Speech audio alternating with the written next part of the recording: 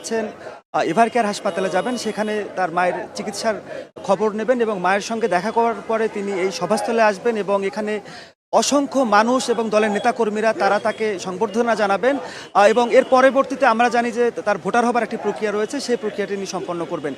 যারা এসেছেন নেতাকর্মী এবং বিভিন্ন স্তরের মানুষজন এখানে এসেছেন, তাদের সাথে একটু কথা বলতে চাই। আপনি কোথা থেকে এসেছেন? আমি বসুন্ধরার স্থায়ী বাসিন্দা, বসুন্ধরা থেকে এসেছি। আপনি কি বিএনপি রাজনীতির সাথে যুক্ত? না, আমি আসলে একজন রাইটার, আমি সাধারণ জনগণ হিসেবে এসেছি। আচ্ছা, কি মনে করে এই সভাস্থল দেখতে আসলেন ভাই? এখানে দেখতে আসা না, এটা পুরো জাতির প্রত্যাশা যে উনার স্বদেশ প্রত্যাবর্তন, উনি রাষ্ট্রের হাল ধরবে, এটা যে সমগ্র জনগণের সাথে আমারও প্রত্যাশা।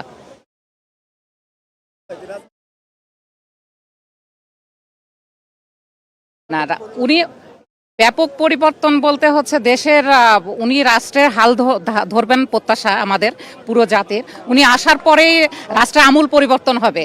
দেশের যে অবস্থা, এই যে 5 আগস্টের পরে আমাদের প্রত্যাশা পূরণ হয়নি, তো আমাদের পুরো জনগণেরই প্রত্যাশা ছিল যে ওনার দেশে আসা। উনি অনেকেই ভেবেছিলেন উনি হয়তো জীবনের মায়া করে উনি দেশে ফিরবেন না, অনেকে সেগুলো এখন মুখে আসলে চুনকালি পড়বে। উনি রাষ্ট্রের সাথেই ছিলেন, হয়তো সশরীরে ছিলেন না, রাষ্ট্রের সাথেই ছিলেন। ওনার মা ছিলেন আমাদের সবার প্রত্যাশা পূরণের একটা, সবার ভরসার জায়গা থেকে। তো উনি সেই ভরসা এখন উনি হাতে নেবেন। পুরো রাষ্ট্রকেই আমরা চাই যে উনি রাষ্ট্রের হাল ধরুক, সমগ্র জাতির সাথে আমাদেরও প্রত্যাশা। দেশ আসলে হচ্ছে এইভাবে চলতে পারে না। দেশের যে অবস্থা, দেশের হচ্ছে সার্বিক যে পরিস্থিতি, আমাদের আশা, আমাদের সবারই জনগণের প্রত্যাশা যে উনি দেশে আসলেই এটা একটা অনেকটা সুশৃঙ্খল। আপনাকে ধন্যবাদ জানাচ্ছি। আরেকজনের সাথে একটু কথা বলতে চাই, আপনার সাথে একটু কথা বলতে চাই যে তারেক রহমান দেশে আসছেন, এই বিষয়ে আপনার অনুভব। আসলে সেটা ভাষা প্রকাশ করা যায় না। উনি দেশে আসলে দেশের যত দ্বিধাদ্বন্দ্ব যা কিছু আছে সব ভুলে যায়। বাংলাদেশ জাতীয়তাবাদী বৃহৎ একটা দল, এই দলের মধ্যে মনে কর অসংখ্য মানুষ সমাগম। ডাক দিলে বলতে হয় না যে শুনলেই মানুষ ঢল নামে। এই এখন যে আমাদের দলের মধ্যে যে দ্বিধাদ্বন্দ্ব আছে, তারেক রহমান যখন দেশে আসবে ওনাকে দেখে মানুষের দ্বিধাদ্বন্দ্ব সব ভুলে যাবে। আপনাকে ধন্যবাদ জানাচ্ছি। শুনছিলেন বিএনপির নেতাকর্মী এবং সাধারণ মানুষও এখানে আসছেন, প্রত্যেকেরই প্রত্যাশা করেন যে 17 বছর দেশের বাইরে ছিলেন তারেক রহমান, সেখান থেকে খুব নিবিড়ভাবে তিনি পর্যবেক্ষণ করেছেন দেশের রাজনীতি এবং তার দলকে তিনি নেতৃত্ব দিয়েছেন। বিএনপির ভারপ্রাপ্ত চেয়ারম্যান হিসেবে তিনি দায়িত্ব পালন করেছেন। এতদিন ভার্চুয়ালি বক্তব্য দিতেন।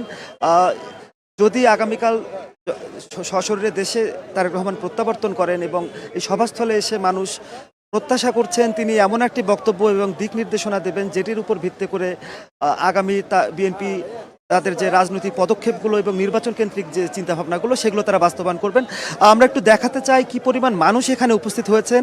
শুধুমাত্র রাজধানী এবং এর আশপাশের এলাকা নয়, যারা দেশের দূর দূরান্তে বিভিন্ন জেলায় ঢাকায় আসতে একটু বেশি সময় লাগে, তারা কিন্তু আগেভাগেই এই সভাস্থলে এসে উপস্থিত হয়েছেন এবং তারা নেতাকর্মীদের এখানে অবস্থান নিয়েছেন। আমরা আরেকজনের সাথে একটু কথা বলতে চাই, আমরা লাইভে রয়েছি, আপনার একটু প্রতিক্রিয়া জানতে চাই।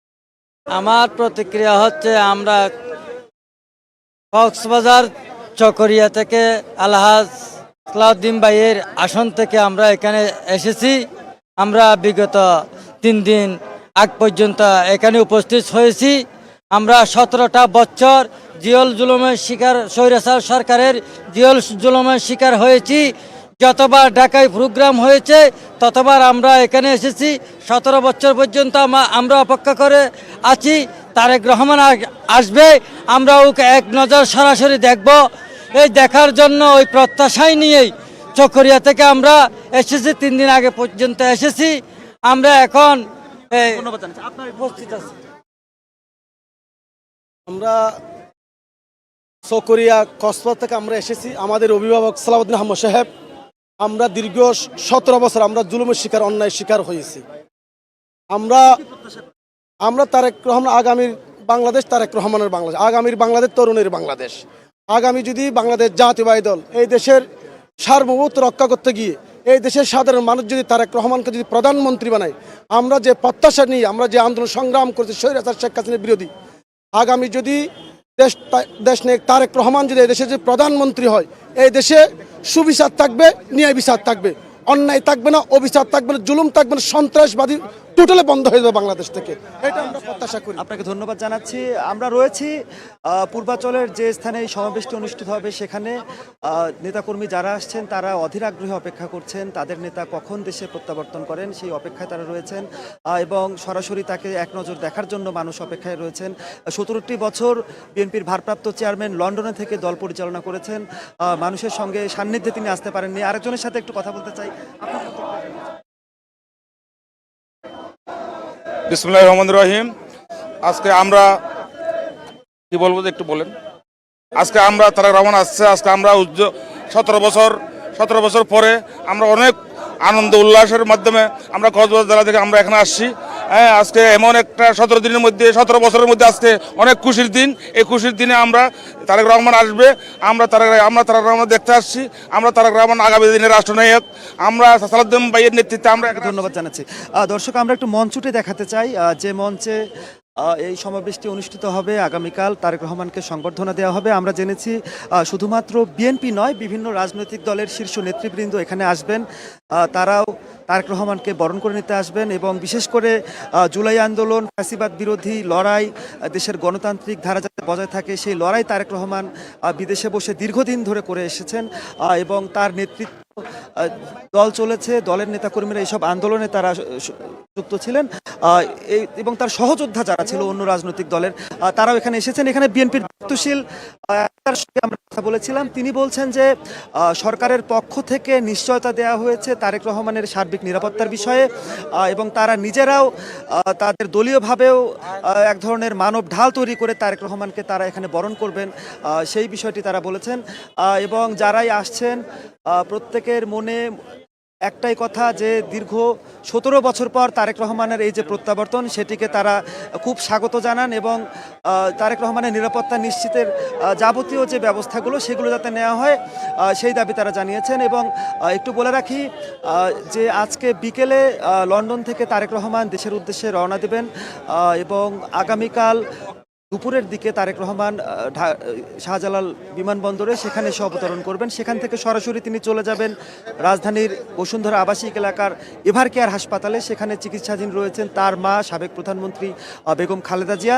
মায়ের সঙ্গে দেখা করার পরেই কিন্তু এখানে উপস্থিত হবেন তিনি এবং বিএনপির পক্ষ থেকে বলা হচ্ছে তারা নেতাকর্মীদেরকে যেভাবে নির্দেশ দিয়েছেন এবং তারেক রহমানের যে পরিমাণ জনপ্রিয়তা সারা বাংলাদেশে, তারা রেকর্ড সৃষ্টি করার মতো এক ধরনের জনসমাগম এখানে তারা করতে চান। তারা বলছেন যে তারা এই সমাবেশটি চাইলে সোহরাওয়ার্দী উদ্যানেও করতে পারতেন, কিন্তু মানুষের ভোগান্তির কথা চিন্তা করে সার্বিক বিষয় বিবেচনা করে তারা রাজধানীর নিকটবর্তী একটি স্থানে তারা বেছে নিয়েছেন। 300 ফিট যে জায়গাটি, সেখানে খুব যে বড় পরিসর তা নেই, কিন্তু এই সড়কটি কিন্তু 10 লেনের একটি বড় সড়ক, অসংখ্য মানুষ এখানে হয়তো বা আসতে পারবেন। মানুষ আসছেন প্রতিনিয়ত এবং দূর দূরান্ত থেকে যারা বাসে করে বা বিভিন্ন যানবাহনে করে রওনা দিয়েছেন তারাও এখানে এসে উপস্থিত হয়েছেন। হাজারো মানুষ এখানে রাত্রি যাপন করবেন, তারেক রহমানের অপেক্ষায় থাকবেন। আমরাও রয়েছি এখানে, হয়তোবা পরবর্তীতে স্টার নিউজের দর্শক যারা রয়েছেন তাদের সঙ্গে লাইভে যুক্ত হয়ে এই সমাবেশ স্থলের প্রস্তুতি এবং মানুষের যে মনের যে আবেগ, সেই আবেগের বিষয়গুলো নিয়ে আমরা